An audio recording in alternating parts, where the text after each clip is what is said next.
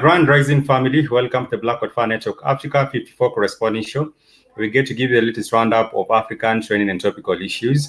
I am your host for the show, Spikes, and I do hope that your morning is coming up just fine. And today we're looking forward to having an interesting show. Remember, we are really interactive. On social media, we have a Facebook platform as well as Twitter and Instagram page. And if you're interacting on these particular platforms, you can get to hit us up and give us a little bit of feedback on what you get to learn, or even some questions that you might have regarding this particular show and the matters discussed on this particular show.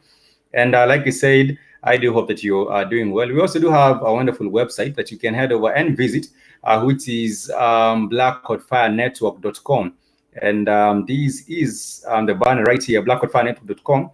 And I remember there are many different pages on the website. You can get to check out the music pages, the videos. We also do have the podcast as well as the donations page on the website if you like to support the network. And of course, even the news page is right there for you to just check out and see what's good.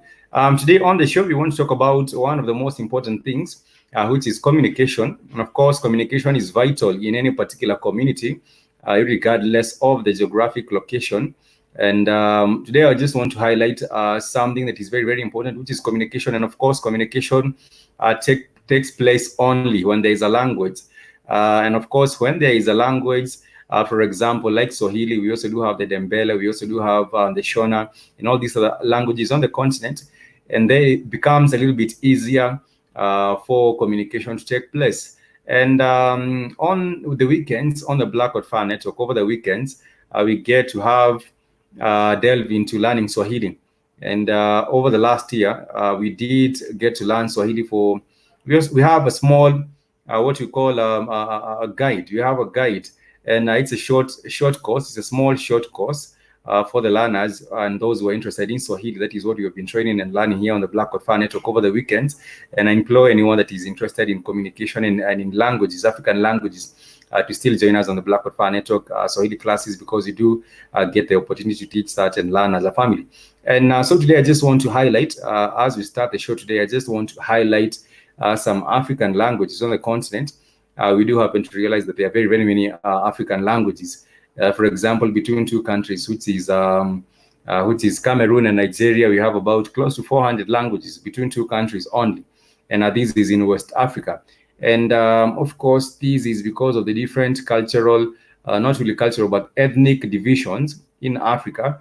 And that is why we have as many languages as over 1,500 languages on the continent. And these languages, some of them are Afro-Asiatic languages, and they do have an influence over the Bantu and, of course, the Asian languages. Some of them are the Nilo-Saharan languages spoken in the Saharan part of the continent. We also do have the Niger-Congo A, and the Niger Congo B, which is a Bantu language. And then we do have the Khoisan languages as well, which is spoken in South Africa, as well as Austronesian languages. And what you realize is that some of the languages include the Arabic at the top here. If you can see it on this particular map, at the top we do have the Arabic languages, and then of course you have the Berber languages at the top left here. And then you do have the Fulani languages, which is predominant in West Africa, as well as the Yoruba languages, the Yoruba language, sorry. And then you do have the Igbo language and the Hausa. And not forgetting the Lingala. When I was a bit younger, at about 5 years or 6 years, I used to hear about the Lingala music, and I thought that Lingala is a type of a dance. Little did I know that Lingala is just it's a language that is spoken by the people of Congo, the DRC Congo, and you also do have the Congo language as well as the Swahili language, and that is what I mentioned earlier. That on the Black Hot Fire Network, we get to come together and learn Swahili as a family. We also do have the Tewa language, which is spoken in a bit of Southern Africa, Zambia, and Zimbabwe, as well as the Shona language in Zimbabwe. And we also do have Sotho. Remember, we do have a country called Lesotho, and that is why we do have this Sotho language in Southern Africa, as well as the Xhosa language, which is marked at the bottom here next to the Afrikaans. Of course, the Afrikaans is a mixture. Is a mixture of the Dutch language and a bit of some influence from the African local languages. And then you also do have the Malagasy, which is spoken by the people of Madagascar. And these are some of the small sub-languages. Some of them are big, really big. For example, like Swahili is really big. But we also do have some other small languages that are not indicated on this particular map. Today, I just want to cast my eye on one of the languages of the culture of the people of the Dembele, simply because the Dembele people have their own unique language, and it's very, very interesting because it comes also with a unique culture. I do want to share that a little bit with us before we carry on to different matters that are trending and topic around the continent. And these matters, of course, have to do with the language. That is a video right here. I just want to share a little bit of these, that you can get to see what's up with the people of the Dembele and the language called the Dembele language. I hope you can get to see these. I'm not sure if you can see it properly. Let me just try to share it one more time, because I thought there was a mistake there sharing on the screen. Yeah, this is it right here.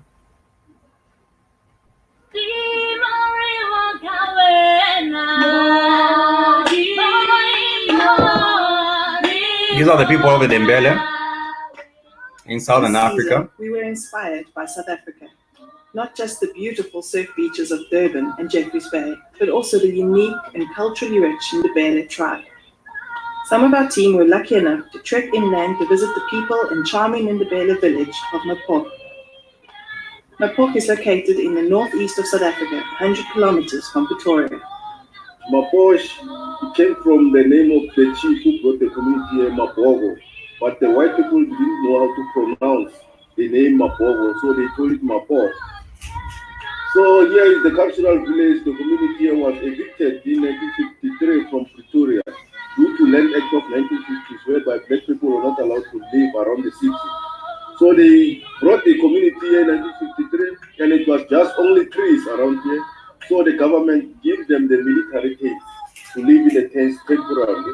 So they started to build the rendezvous of the elders, whereby the rendezvous was used as a kitchen and a bedroom. They were accommodating the whole family of 10 to 12 people in the rendezvous.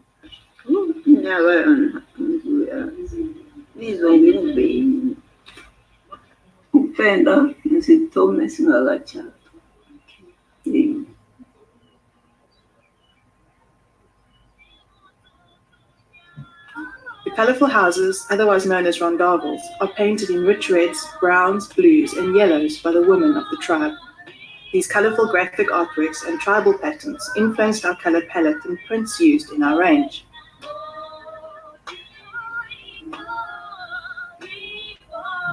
Me also, I tried when I was 7 years. It was tough, so difficult. I didn't go everywhere where I was liking to do it. Always when I'm come from school, from creche, I was doing it. So it's nice to do it. The tribal dress, in particular the beaded headwear, bracelets, and neck pieces, were used in our styling of looks on our shoot and inspired some of the trim and beaded details of our garments in swimwear.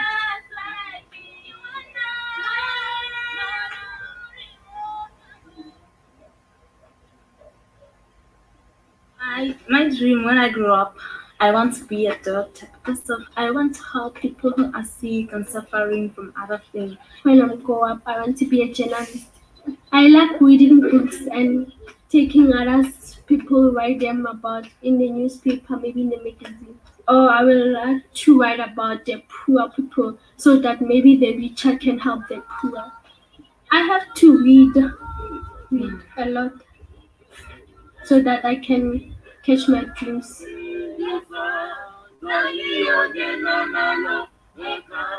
We spoke to tribal elder Chris and many of the women and children. They danced and sang for us, showed us their beaded craft, and demonstrated their painting technique for us.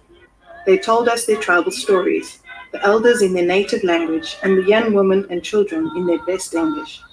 They shared their hopes and dreams and their desire to retain their cultural practices, their beautiful spirits shining through. The Ndebele people of Mapoch are truly inspirational. We're so grateful to them for sharing with us an insight into their world, their art and craft, and their hope. And that's a little bit about the people of the Dembele. And of course, they do have the Dembele language as well. And sometimes back, we're talking about the South African languages. And we did mention about the Khoisan language, which is particularly difficult because it's a click sound language. And when you're trying to understand what these people are telling you about, it's really, really difficult. You cannot compare it to other Bantu languages like the Swahili language. But even as we speak and we compare different world languages that are even outside the continent, let's even stick to the continent first and foremost and talk about the Amharic languages of Ethiopia, because you also do have the Amharic languages in Ethiopia. And some of these have Arabic influence. And I realize that sometimes I do talk about the Swahili sound being very rhythmical because all these words in Swahili end with a vowel sound. But when you talk about these other Arabian words, they normally end with consonants, and now they become even very, very difficult and tough to pronounce, unlike the Swahili languages. Anyhow, we shall move from that, the culture and the people of the Dembele in Southern Africa, and go on to something different. I just want to talk about Angola, which is another country that has had a lot of challenges in terms of corruption and in terms of instability, economic instability, due to the corruption that has hit the country.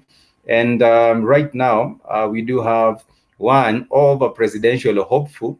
Her interest really in getting into trying to bid for the presidency has shocked a lot of people, simply because as last month, the government has been trying to freeze her properties in the country and even outside the country.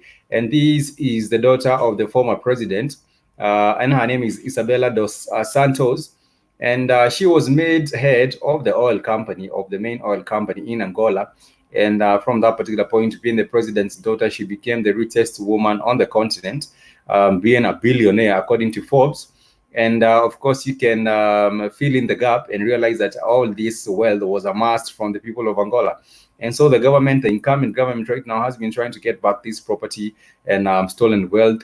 And it has come as a shock to many people that now Isabella dos Santos is talking about trying to vie for presidency in the next elections. And the people of Africa, impunity has continued for a very, very long time. You've seen someone who's been involved in political circles, or he or she has been in power, and they have been involved in different corruption cases. And it's alleged that they have, of course, been involved in amassing public wealth, only for them to come back to the electorate and put their bid forward in terms of trying to vote for themselves, to try to put themselves in the presidential bid. And of course, the people of Angola know that when her father was a president, there was not much economic development in this particular country, and the country has continued to suffer ever since the father, of course, left power, and now we have a different government in this particular country. And you find that she still has the guts. Let me share with us an image of Isabella dos Santos. She still has the guts after taking a lot of wealth from the people of Angola. And now she decides that she wants to vie for presidency in the next term. And she's Africa's richest woman. But like I said again, this woman has she says that she acquired her wealth in proper means, or in straightforward ways. But everyone knows that being head of the oil company in Angola, which is one of Africa's largest producer of oil, it means that you're able to be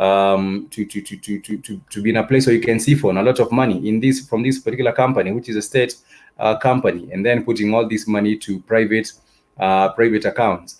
And not only did she put this money in private accounts, she has also put the money in different foreign countries, like in Portugal, because Angola was a former colony of Portugal. And so you realize that they do have that particular relationship between Angola and Portugal even right now. And so the daughter of the of the president, this lady Isabella dos Santos, would have only taken this money to foreign accounts in Portugal. And this is the daughter right here. Of course, she's a half-breed of an Angolan, and the mother was a Russian chess player. And they did happen. The father and the mother did happen to meet in Europe when the father was taken on a scholarship program to go and study so that he can come back and be involved in building the leadership of this particular country. But then the results, you find that he made the daughter the head of the oil company, and then he made the son also a head of a parastatal in this particular country. And so they were able to be put in places of power. They could be able to siphon a lot of money. And the government right now have caught up with her. Most of her assets have been frozen in this particular country, which is a good thing. I believe even in other different African countries, we should have the governments following suit. If people have been implicated in corruption allegations and in corruption cases, and even investigation has been done, they should not be allowed to continue with the appropriation of these funds. Their accounts should be frozen. And Sister Nish, thank you for joining us. You say Amani Farm Drive-In. We do hope that you get to work safely. And even the rest of the other family that has joined us, I do appreciate you joining us on the Black Fire Network. Remember, if you have a question, a comment, or a suggestion, you can simply drop it on the comment box, or you can as well hit us up on email, spikes@blackfirenetwork.com, or you can also visit our other platforms, which are Twitter, Facebook, and Instagram as well. And we would be glad to, of course, interact with you and hear your feedback. And so this country, like I said, has been struggling. And at some point, we found Angola to have one of the most expensive places. That is the capital, Luanda. Luanda was, of course, labeled as one of the most expensive cities on the globe, not only in Africa, in the globe. And even if you had some money, all this money would be spent on different things because the inflation rate in this particular city was very, very high. And not to make things even worse, you find that the corruption in Angola has gotten to a very, very high level where it almost brings the economy to on its knees. But we do hope that the incoming president, having started this drive to go and acquire the stolen wealth and bring it back to the government, I believe this is a very, very good move. We should also be emulated in other different countries. For example, in South Africa, we did have the state of inquiry into the state capture, which was an investigation or an inquiry taking place involving an investigation into the allegation cases involving the former president, which is who was Mr. Jacob Zuma. And we also do hope that when they get to the bottom of this matter with the inquiry about the allegations involving the former president, Mr. Zuma, they would also be able to get back money into the economy or get back money from the wealth or freeze these assets. Recently, we have seen the abuse of power and the abuse of wealth in different countries, not even in South Africa, not even in Angola alone. You also do have in Nigeria. And this is the incorrect or the improper use of resources because Buhari's daughter was involved in a case recently involving the flight, all them just taking a flight using public flying a presidential jet. And this was, of course, the daughter by the name Hanan Buhari. And there's a lot of impunity with the country. And Buhari's daughter was flying presidentially to go take private photo for Boti. which is a thing that shouldn't happen. People, the money getting spent on a private jet getting spent in personal affairs. People using even these particular resources like the private jet to go just do their personal work with the photographers, which is not really good at all. We've also seen the same kind of a situation in what do you call this country, Equatorial Guinea.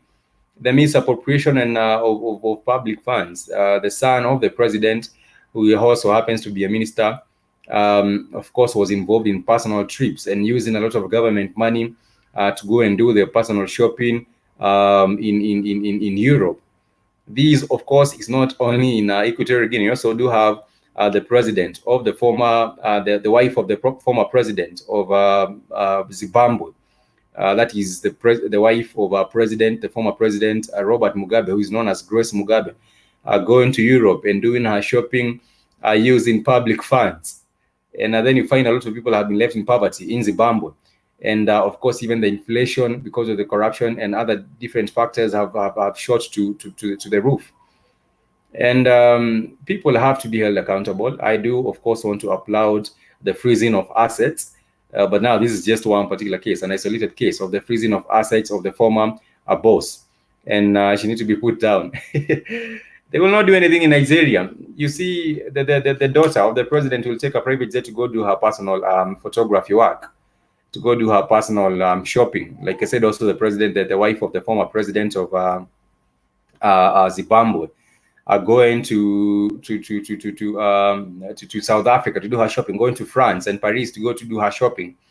And at the end of the day, they are not held accountable. But we are trying to see, we are beginning to see people being held accountable. Like I said, there is also the case of Lesotho, the wife of the Lesotho president, the wife of, just trying to get her name.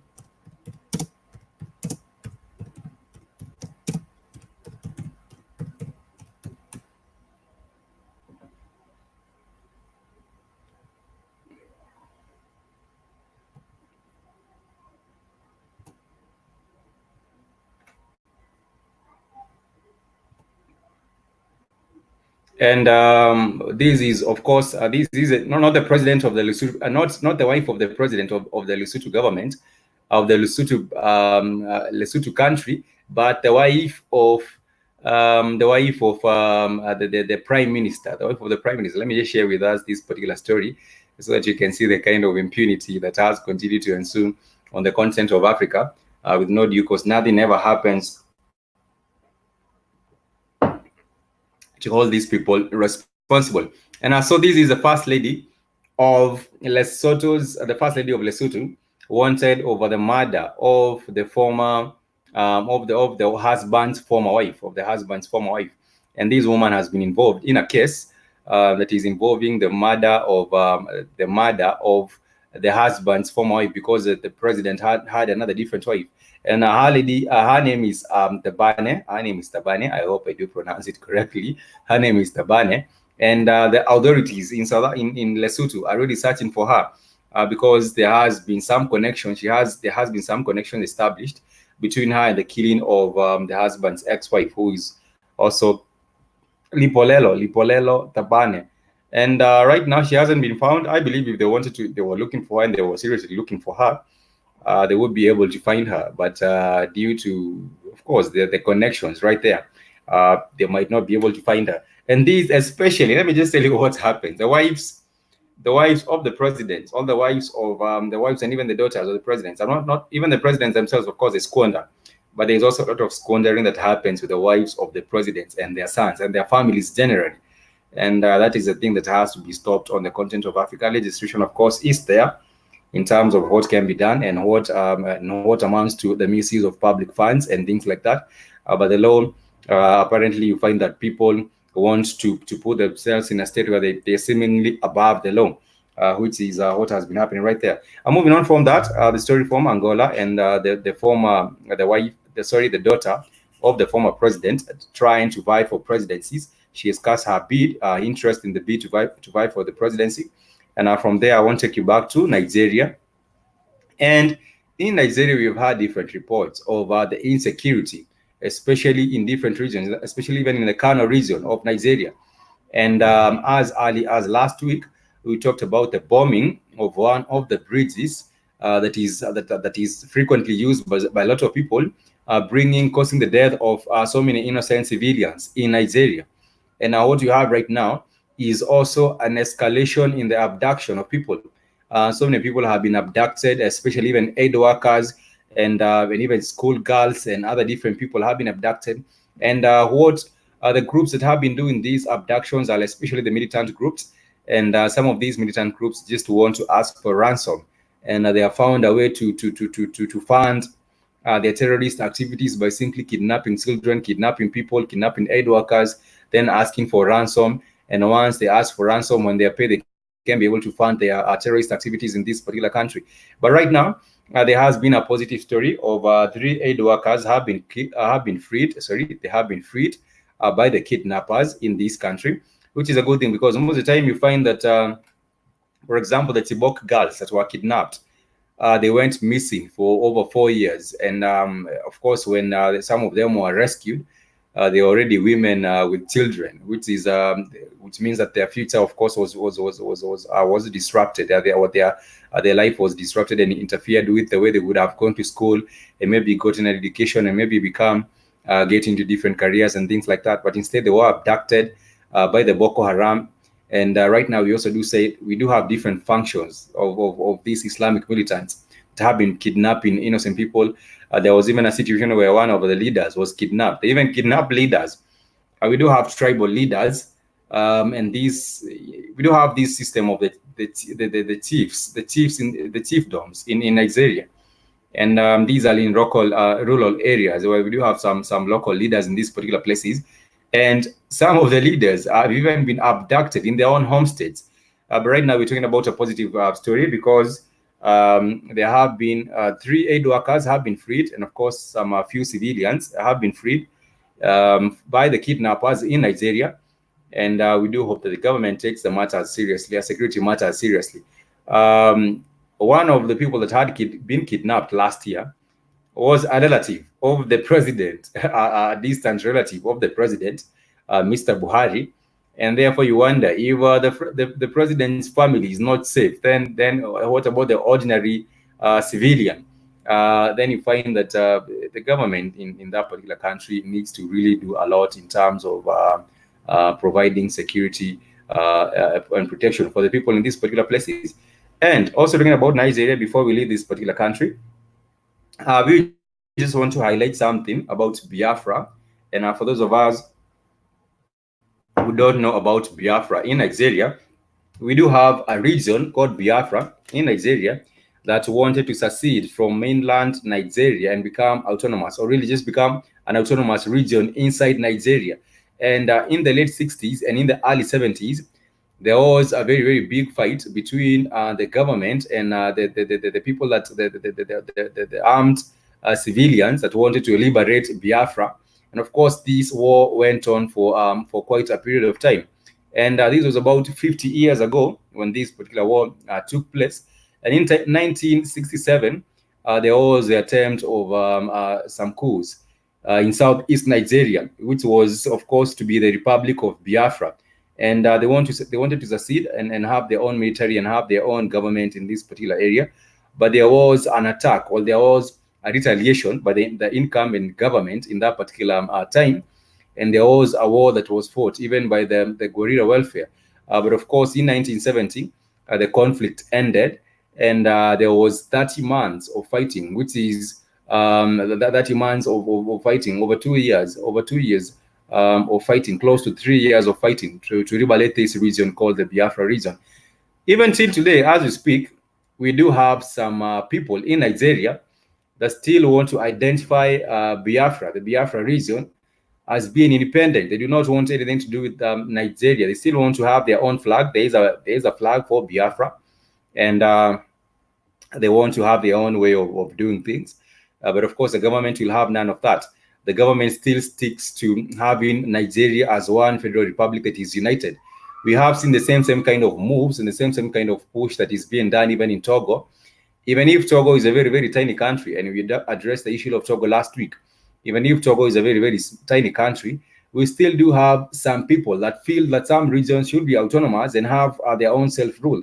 And so we do have the militias in these particular places trying to escalate in terms of violence and escalate the insecurity, the insecurity situation in this particular country. And therefore, the government of Togo has found also a task in trying to quell the war in this particular place. And also, not only talking about Togo, we also do have Ethiopia as well. In Ethiopia, we do have different regions that want to be autonomous and they want to have their own self-ruling governments in these different places.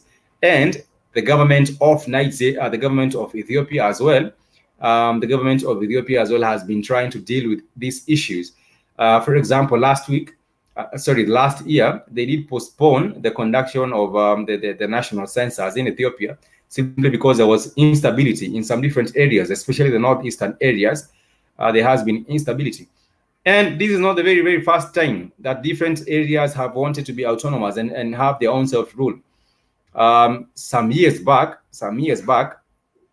Djibouti, which is a foreign, which is a sovereign state, Djibouti, as well as Eritrea, which is also another sovereign state. These states were actually part of Ethiopia, the larger Ethiopia. Of course, back then it was Abyssinia before it was labeled as Ethiopia. Of course, Ethiopia covered a bigger area. The current day, what we have now, that was just Abyssinia. But we have had that particular push by different regions on the continent of Africa, where people want to be autonomous and have their own self-rule, which is the thing I do not advocate for, because once you have these different small countries, it becomes very, very easy for the foreign powers that be, like Europe, the Europeans, and the Middle East to come and simply just come and push you around. That is exactly what happens in these particular places. But in an alternative, we've seen an alternative where we have seen some different places also merge and become one country.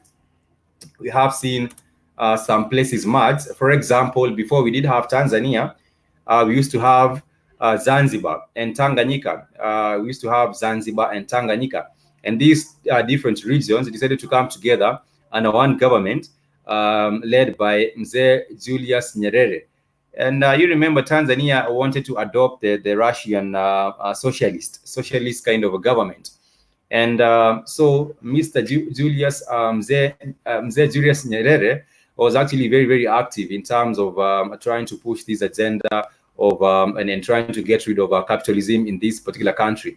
And what happened is that eventually Mr. Julius Nyerere was able to help other countries become liberated in the southern part of Africa, and his influence was felt, because when you talk about countries like Zimbabwe, when talking about countries like the southern African countries, the president of Tanzania, Mr. Julius Nyerere, who was a socialist, I believe most of us have studied a little bit about him.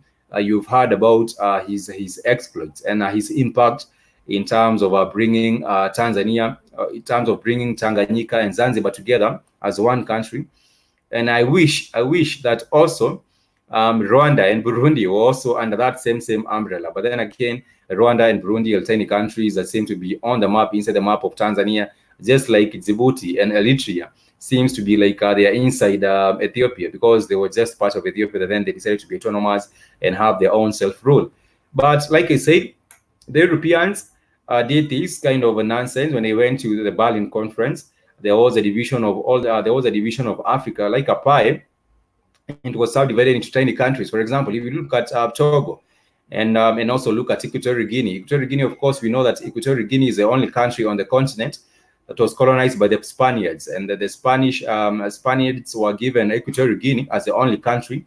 They also wanted to have a bit of Somalia, and even as the Italians as well. The Italians also were not really big. They were not given countries to govern, but they did have the control of Somalia, the Italians.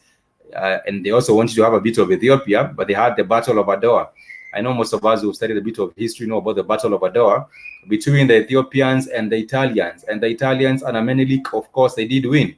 And what we have is the covering of that history about the Ethiopians winning the battle against the Italians in the Battle of Adwa, which cost a lot of lives of the Italians and the Ethiopians. But when you study in history, this will not be put in bold. They'll just put it as a footnote. because no one wants to just realize that, that the Ethiopians were not to mess around with. And that is why you have only Ethiopia as the only country that was not colonized. Of course, you also do have Liberia, because Liberia was formed as a state for the slaves who were freed to go and just resettle in Liberia. That is the reason why it wasn't colonized. But in terms of countries being divided into small bits like pie, this, of course, was the mission, to divide and conquer. Because if you have a big kingdom that has its warriors and have its security, then you'll not be able to conquer this particular kingdom. And but if you have small regions, for example, you have small tiny countries like Togo, like I said, like Gambia, which is part of Senegal. It used to be referred as Senegambia. We have these different small countries. You can be able to interfere with them. You can be able to just breach their security. You can be able to do other things, and nothing will happen. There will not be any repercussions as to that. But the Africans need to wake up and realize that unity is the only way forward. Once we come together and unify under the African Union. The African Union, of course, hasn't been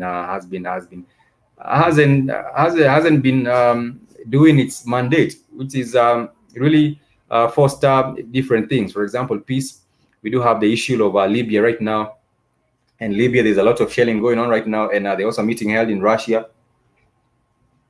The African Union has not been able to intervene in that particular situation, but we do hope that they would. Moving on from that, I just want to share another different story, which has to do with the crisis emanating from hunger and drought in Southern Africa. And most of the countries that have been affected, we talked about these sometimes back on a previous show. We talked about Congo, we talked about Zambia. Sorry, I don't know why I put Congo in that map. Congo is not really suffering from hunger, but of course, Congo, there's the Islamic, the militias in Congo, and the Ebola and other things. Sometimes African Union is EU made. I agree with you, Elias Money. I agree with you. You saying the African Union is EU made. That is why not much will be done. The African Union is like a dog without teeth, a barking dog without teeth. You might hear a dog barking and you think it might do something. Like you put a dog for security purposes outside your house, like a security dog. Well, you have a German Shepherd, and it's a very, very big dog.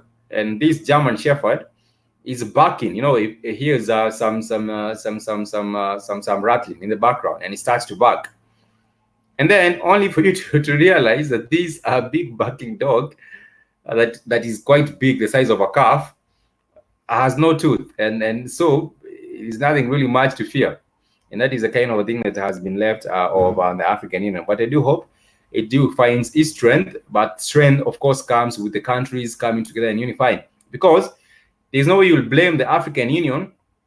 The African Union, of course, runs on the budgets of the contributions by the different member states. And if the member states are really not keen on the contributions, then how do you expect that the African Union will run its affairs? For one, you have to realize that the African Union has the best blueprint or the best plans when it comes to economic development on the continent, in terms of political stability on the continent. But then again, there has to be a financial backing or a budget to fund these particular projects and fund these particular missions of the African Union. But you find other countries do not even go and contribute the African Union, simply because of the insecurities in their country and a lot of other things. And at least when you're saying we as Africans been taking L for years because of all people, that is also another thing. The leadership of the African Union, the leadership of the African Union, of course, mostly comprises all people.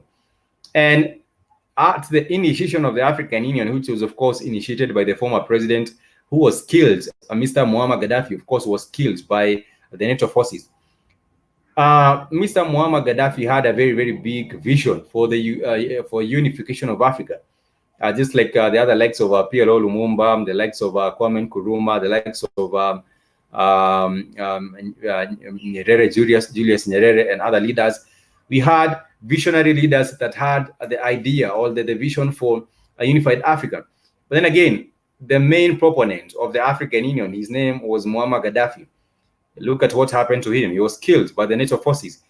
And at some point, let me tell you some background to do with the Gaddafi's vision. At some point, he tried to bring the African countries together as under the African Union, under one umbrella. Of course, by that time, it was called the Organization of African the Organization of African Union. Yeah, Organization of African Union. Yeah, that is the OAU. That was the original name for the African Union. But then again, at some point, Muammar Gaddafi started to give up. He thought that well, this thing might not really work, and the Africans are not really up to uniting and really up to coming together. So he turned his back on the African Union, and he decided to go and put together the Arab League. And of course, the Arab League was to constitute these countries at the north, the Arabian countries at the north of Africa, Libya, Algeria, Tunisia, Egypt, and even cross over to the other side to try bring the Arab League together. But then again, the Arab League did not work for him. The Arab League did actually not work for him. And so when it did not work for him, he decided to come and now try bring the heads of African leaders together and try to push for the unification of the continent of Africa. And eventually, his voice was heard. And after his voice was heard, we started seeing African leaders coming together and trying to emancipate themselves through self-rule and self-governance without much interference from the outside. But of course, you know, that is just an ideological, that is just an ideal, having self-rule and self-rule without interference from the outside. But when we talk about interference from the outside, countries such as the West African countries that were former colonies of the French, of course, you know that they did sign the document for the agreement for the continuation of colonization. And so how do you have self-rule and you're talking about self-rule and governance and being part under the umbrella of the African Union without really self-rule in its own meaning, the self-rule and governance. And that was the demise, or really the downfall of this vision by Muammar Gaddafi of bringing our people together. But then again, we have the African Renaissance. I'm still optimistic about the African Renaissance, and I do hope that things will turn around and people will wake up to the potential of unifying under the leadership of probably a central government, which would also have a unified monetary structure, which would of course ease the trade on the continent and economic plans for the continent. Moving on from that, I just want to go on to some more positive news. Some of the time on the 54 Correspondence show, we have very, very few positive stories to report. And so when you have positive stories, I'm really, really excited to bring to you positive stories on the 54 Correspondence show. And before we continue, remember, we get interactive. We're really interactive on social media, on Twitter at Black Hot Fire, on Facebook at Black Hot Fire Network radio station, on Instagram at Black Hot Fire Network. Remember, you can just hit us up, or you can also drop me an email, and I'll just be glad to hear from you, what your thoughts are, your comments, and things like that. The email is spikes@blackhotfirenetwork.com. I'll be glad to hear from you. I do want to thank Alice Money for joining us, as well as Sister Nish. Mr. X, I did share with us the link. I don't know if you got the link, but we are almost coming to the end of the show. But you're very, very much welcome to join us on the discussion in the next show, which is the Africa Today show. But we do have some positive news, like I mentioned earlier. Sudan has reopened its airspace after the revolution. For some time, the Sudan airspace had been closed because of the ongoing revolution, the unrest that came about with the deposition of the former president, the Omar al-Bashir president, who was a president for a very, very long time. And so due to the instability and some other different fears, we did have the shutting of the airspace. There wasn't a lot of flights going in and going out. But right now, we can say that the airspace has and the flights are gradually resuming normalcy in Sudan. And if you like to go to Khartoum and visit and see what's good in Khartoum, you have some interest in Khartoum, then I believe things will start looking up and for this particular country. I do also hope the same happens for South Sudan, because even South Sudan, there is not a robust movement of people through air transport, simply because of the instability in that region.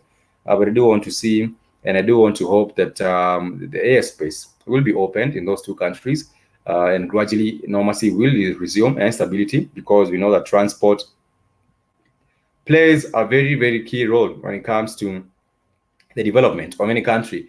There has to be the free flow of people, the free flow of labor, and also the free flow of goods. For example, if you want to move your goods from the USA, and perhaps you're looking for a company to take them to Sudan, you might have very, very high flight costs because of there's a risk, and the insurance, of course, has to be paid by these flight companies. and therefore you may not be able to move goods easily, or even importing goods from Sudan, getting them to the USA. There might be a bit of restrictions because, there has been those trade embargoes and things like that have been placed by the US government, and sanctions and different other challenges. But like I said, transport and the opening up of the transport again routes becomes very, very easy. And that is why you're seeing the Chinese have a very, very big interest on the continent when it comes to transport. They want to construct the rail belt. It's called the rail belt. There's a project they're having on the continent. The name is, the phrase is escaping, but they are very, very keen on opening up the transport in Africa. That is why they're giving even grants that, of course, seemingly seem to have no guarantees on them, and loans that seemingly have to have no guarantees on them, because they want to open up the continent in terms of transport. But our people have to be very, very wary, because even if transport is being opened, they still want to come and take some of the resources from the continent, and which is the thing that might not serve to the benefit of the Africans, because the Chinese are putting a lot in terms of working with different African governments. And of course, there's also the motive. What is the motive behind these big infrastructure projects? And what is the benefit to the people, the long run benefit to the people of the continent? What will happen with these big projects? And how will they be able to repay Africa, China? Those are some of the things that some African governments and some, it's a rail belt, the rail belt road. Yeah, I'm trying to find that name, the rail belt road. But they're trying to open up the continent so they can be able to move resources from the continent swiftly without a lot of difficulty. That is what it is. Spikes think of it like assembly line taking resources. That is exactly what it is. And like we said, transport is vital for the development of any country or the development of any region. But you also have to look at how this is being done, because you have projects like in Ethiopia, you do have the railway transport that has been developed over the few years. In Kenya, we also have the rail transport. Most of these projects are being funded or being put together with the help of the Chinese. But they want to have a connectivity from Zambia to Kenya to Ethiopia to Uganda. You can be able to take resources with ease. Once you're not able to pay these loans, then they can be able to come for their products, or they can be able to come for their resources and take back what they feel that they are owned by these people. But then again, like I said, people need to be very, very careful, especially signing the deals. It ain't no subway station. I agree with you. It's not a subway station anyhow.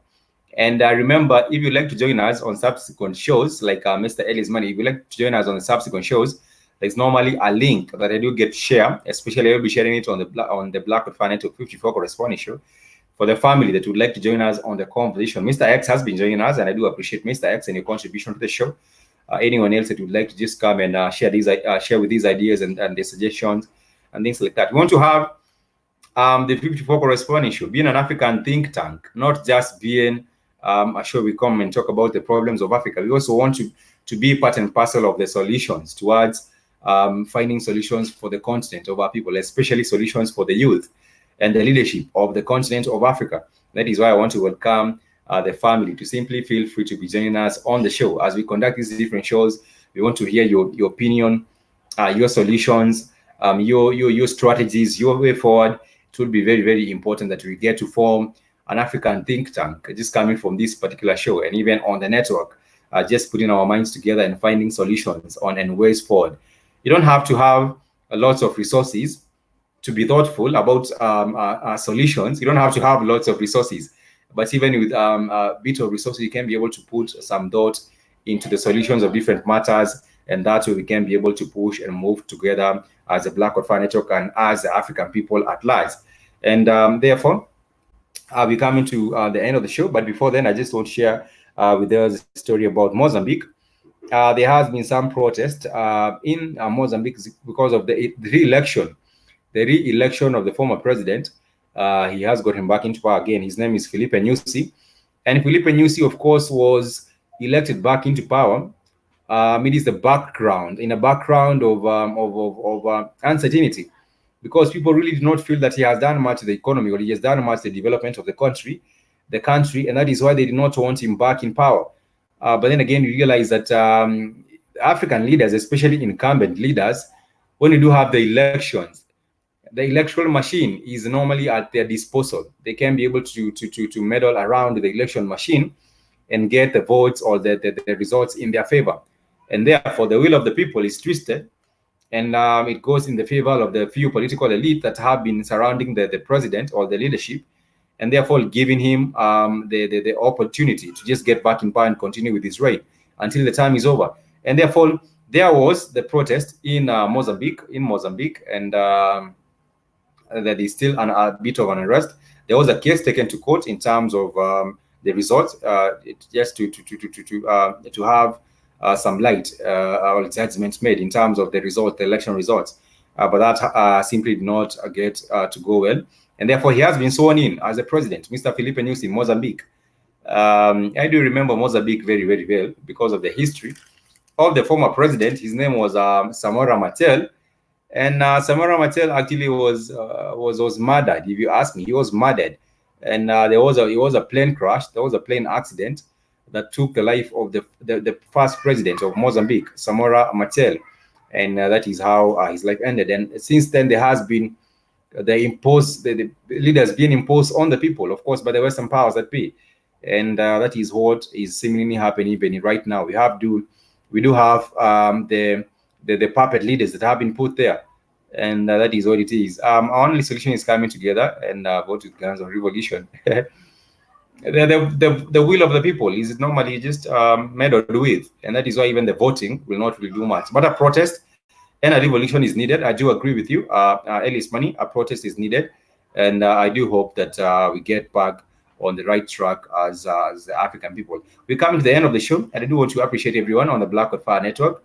We do hope that you do have a productive day ahead, and of course, remember to join us on the next episode of the Africa Today Show on the Black with Fire Network. Till then, much peace and love. Go ahead.